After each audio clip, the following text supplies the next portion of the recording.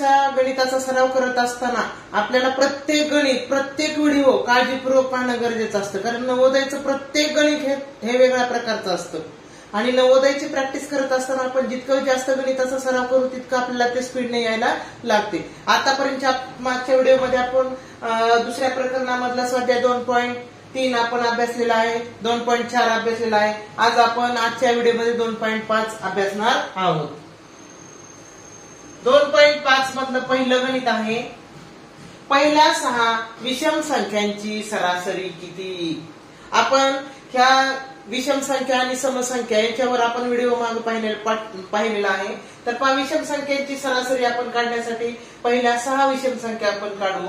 पहिली 1, 3, 5, 7, 9 आणि 11.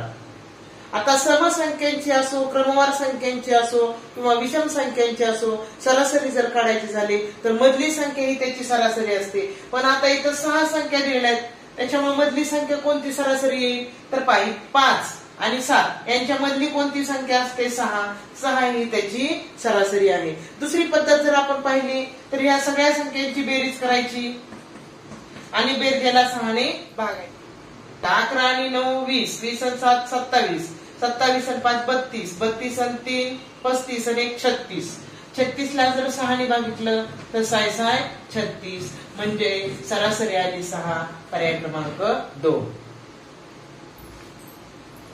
मुलांनो, तुम्हाला माझे व्हिडिओ आवडत असतील किंवा माझी शिकवण्याची पद्धत सोपी जर वाटत असेल तर तुम्ही जास्तीत जास्त लाईक करा, शेअर करा आणि ज्यांनी कोणी सबस्क्राईब केले नसेल आपल्या चॅनलला त्यांना सबस्क्राईब करा आणि जे कोणी तुमचे नातेवाईक मित्रमंडळी असतील त्यांना आपले व्हिडिओ शेअर करा, जेणेकरून त्यांना सुद्धा या गणिताचा फायदा होईल. चला आपण यानंतर 2.5 मधलं दुसरं गणित पाहूया. रहीमला दिनेशपेक्षा 10 गुण अधिक मिळाले.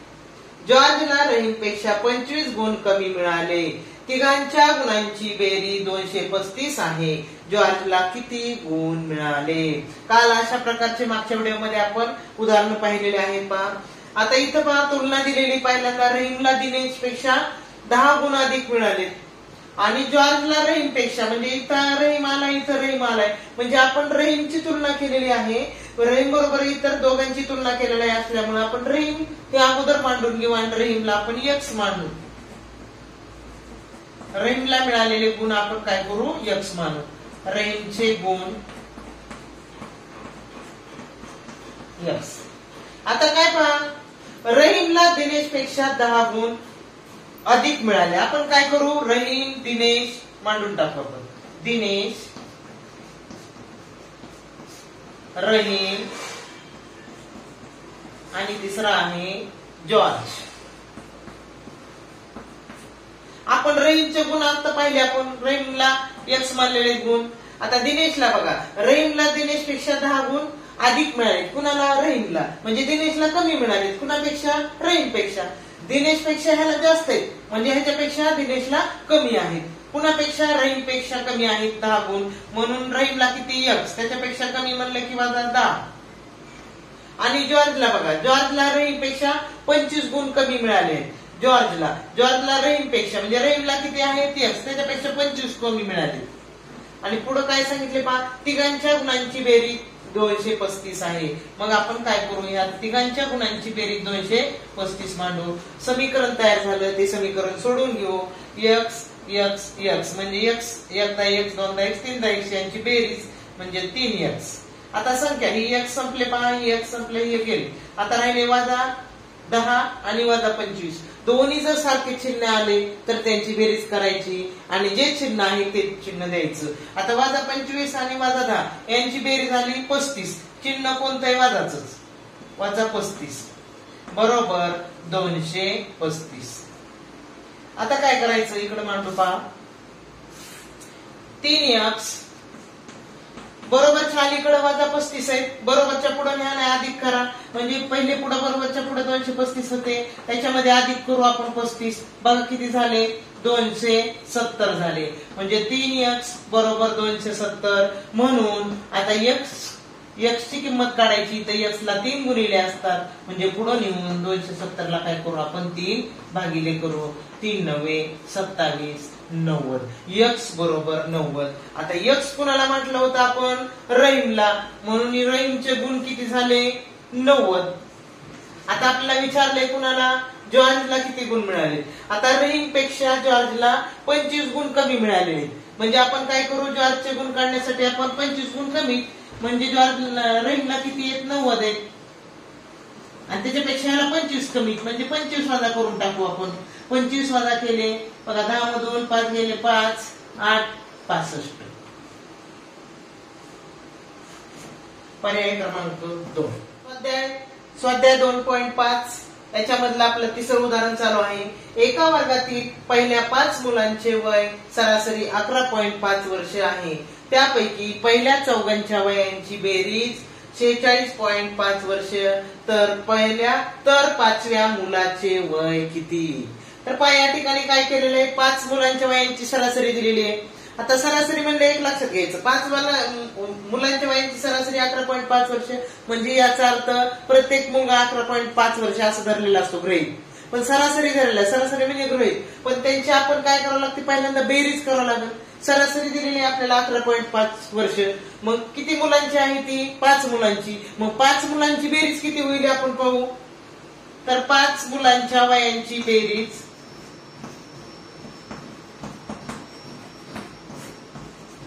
हा 5 मुलांच्या वयांची बेरीज, इकडे लक्ष द्या, सरासरी जर दिलेली असेल आणि बेरीज जर काढायची असेल तर किती मुलं आहेत, 5 मुलं, मग सरासरी किती आहे 11.5. मग 5 एका मुलं, सरासरीचा अर्थ असतो की एकाला गृहीत धरलेलं असतं ते, मग 5 मुलांची किती बेरीज होईल, म्हणून गुणिले 5 करायचं ह्याला आपण.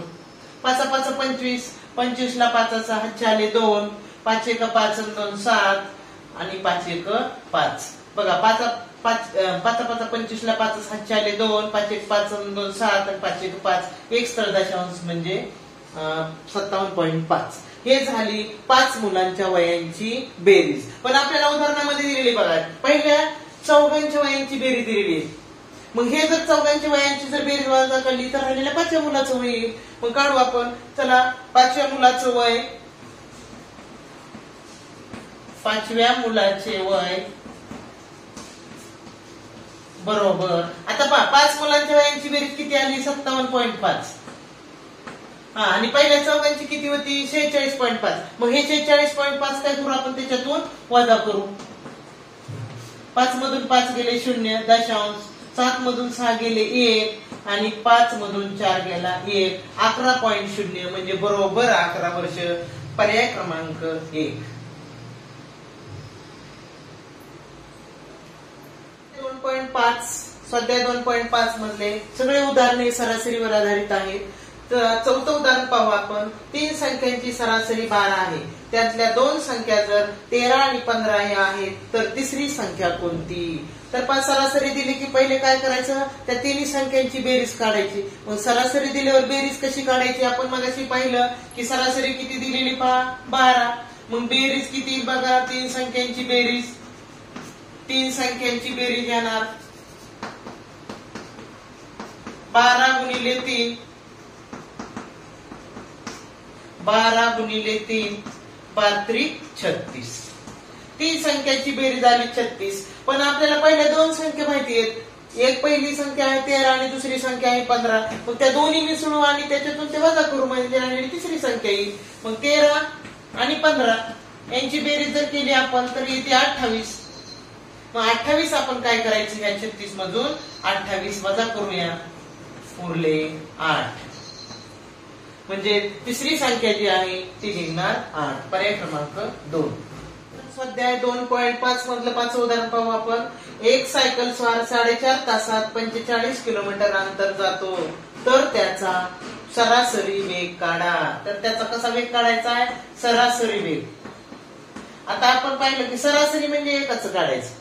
4 तास 4.5 तासामध्ये ते किती जाते, 4.5 तासामध्ये 4.5 म्हणल्यानंतर कसं लिहायचं पहा, 4 पूर्ण आणि पुढचा अर्धा तास. अर्धा तास आपण दशांश पूर्णांकामध्ये लिहिलं तर 4.5. एवढ्या तासामध्ये ते 45 किलोमीटर अंतर जाते. आपल्याला काही विचारलंय सरासरी वेग. सरासरी वेग म्हणजे एका तासात ते किती अंतर जाईल? मग एका तासात बघा, मग एका तासाचं काढायचं म्हणल्यावर 45 ला आपण काय करावं लागेल? याने भागावं लागेल 4.5 ने. 45 भागिले 4.5. आता इथं दशांश आहे. दशांश जर ज्याने भागायचं असतं त्या भाजकामध्ये जर दशांश असेल तर तो दशांश पहिले आपल्याला काढावा लागतो. मग कसा काढायचा दशांश? एक स्थळ पुढे सरकावं लागेल. एक स्थळ पुढे सरकल्यानंतर पुढचा पण दशांश, वरचा पण तसंच करावं लागतं. पण वर दशांश नाही म्हणून 0 द्यायचा आणि हा दशांश सरकून टाकायचा म्हणजे पुढे घालवायचा म्हणजे ह्याचा दशांश निघून जाणार. म्हणजे वर राहणार 450 आणि खाली राहणार 45. आता आपण भागू 45 नाही ह्याला 45 एक 45 45 10 450 म्हणजे उत्तर आलं दर ताशी 10 किलोमीटर वेगाने. पर्याय क्रमांक 3. पाचवं उदाहरण पाहू आपण. 6 संख्यांची सरासरी 15.5 आहे. पहिल्या 5 संख्यांची बेरीज 75 आहे. तर 6वी संख्या कोणती? सरासरी दिलेली असली की बेरीज काढायची. बेरीज काढत असताना किती संख्या दिलेली आहे? 6. मग 6 संख्यांची सरासरी किती आहे? 15.5. मग 6 ने काय करायचं? 15.5 ला गुणायचं. चला 6 संख्यांची बेरीज काढू आपण. 6 संख्यांची बेरीज, 6 संख्यांची बेरीज. सरासरी दिली की बेरीज काढून घ्यायची. बेरीज काढत असताना किती संख्या आहेत? 6 आहेत. सरासरी किती आहे? 15.5. यांचा गुणाकार करायचा. 15.5 गुणिले 6. 6 ने बघा दशांश देत असताना दशांश गुणाकार झाल्यानंतर द्यायचा. 6 पंचे 30 ला शून्याचा हातचे आले 3. 6चा पाडा 5 पर्यंत मग 6 पंचे 30 आणि 3 33 हातचे आले 3. 6 1 6 3 9 आणि दशांश एक स्थळ होता इथं दिला. ते एक स्थळ दशांशच्या नंतर पुढे 0 म्हणजे ते दशांश निघून गेला म्हणजे आलं किती? 93. ही झाली 6 संख्यांची बेरीज. तर आपल्याला पहिल्या 5 संख्यांची बेरीज दिलेली आहे. मग 6 संख्यांच्या बेरजेमधून पहिल्या 5 संख्यांची बेरीज वजा केली की राहते 6वी संख्या. मग बघा 6वी संख्या बरोबर पहिल्या 5 संख्यांची बेरीज किती आहे? 93. 6 संख्यांची बेरीज आहे 93 आणि पहिल्या 5 संख्यांची बेरीज आहे 75. त्याच्यातून वजा करून टाकू म्हणजे राहिलेली संख्या येणार 6वी संख्या. 13 मधून 5 गेले उरले 8. 8 मधून 7 गेला उरला 1 आलं 18. 18 ही झाली 6वी संख्या. पर्याय क्रमांक 2.5 मधलं 7वं उदाहरण पाहू. एका क्रिकेट खेळाडूंच्या 24 इनिंगच्या धावांची सरासरी 28 आहे. त्याने 25 इनिंग मध्ये किती धावा केल्यास त्यांची सरासरी 29 येईल? तर पहा खूप सोपं गणित आहे.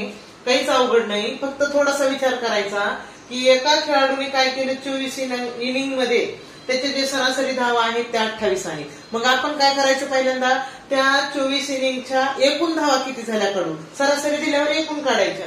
तर 24व्या इनिंगच्या एकूण धावा आपण काढू. तर 24 इनिंग मध्ये सरासरी 28 धावा काढल्या तर मग एकूण धावा काढण्यासाठी गुणाकार करावा लागेल. 24 इनिंग गुणिले 28 म्हणजे पहा सरासरी दिलेली एकूण काढायचं म्हणल्यानंतर त्याला किती संख्या आहे त्याने त्या सरासरीला गुणायचं. 24 ला काय करू आपण? 28 ला गुणे 24 92 2 आले हातचे उरले 19. 24 48 त्याच्यामध्ये 48 मिसळायचे 7 67 म्हणजे 672 झाल्या 24 इनिंगच्या एकूण धावा. आता पहा नंतर काय दिले? 25 इनिंग मध्ये किती धावा केल्या?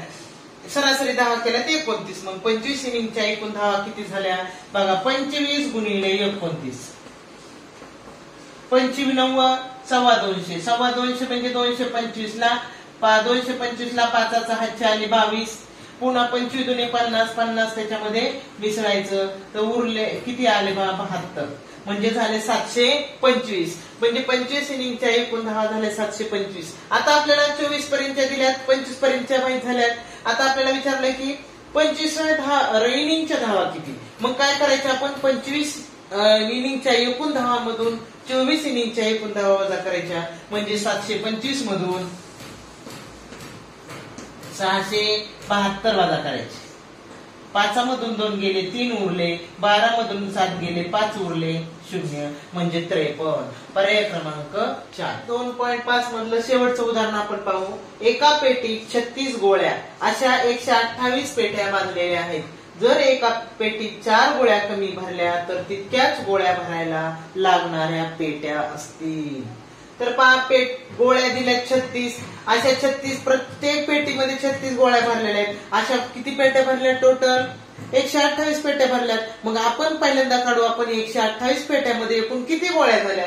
तर पहा एका पेटीमध्ये भरलेल्या आहेत 36 गोळ्या. अशा 128 पेटीमध्ये किती गोळ्या होतील? मग काय करावं लागेल आपल्याला? 128 ला आपल्याला 36 ने गुणावं लागेल.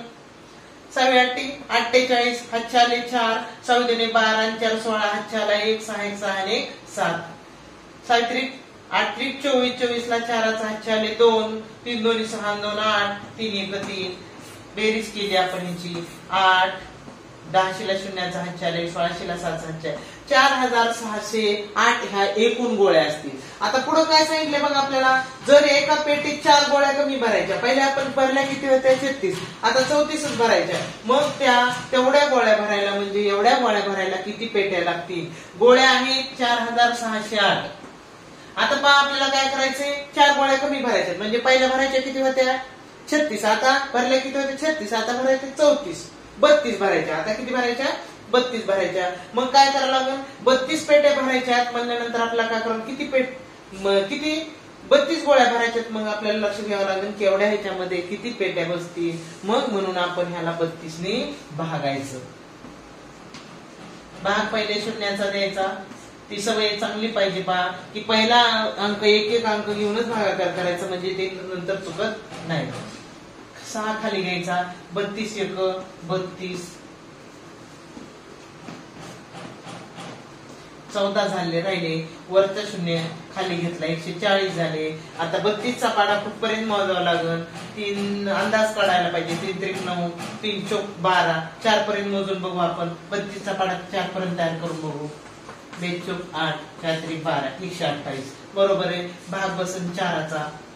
हे झाले 4 2 8 4 3 12 128 वजा करू. 2 उरले. 3 मधून 2 गेला 1 0 वरून घेतला 8 चा 128 झाले.